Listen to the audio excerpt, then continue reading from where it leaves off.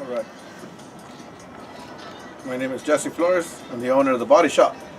What we're looking at right here is a 1948 four-door German helmet. Today is February 21st, I guess. 20th or 21st, in there somewhere. But we're going to make this four-door into a steel station wagon.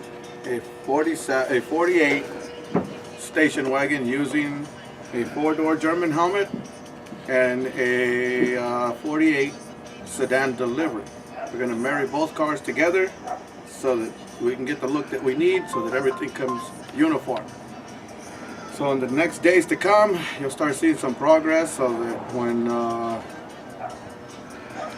it comes out, you'll see that everything's going to be period correct.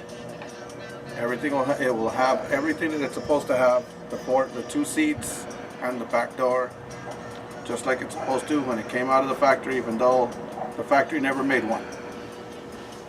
So more to come in the future. In the next couple of days or next couple of weeks, you'll start to see a four-door German helmet station wagon.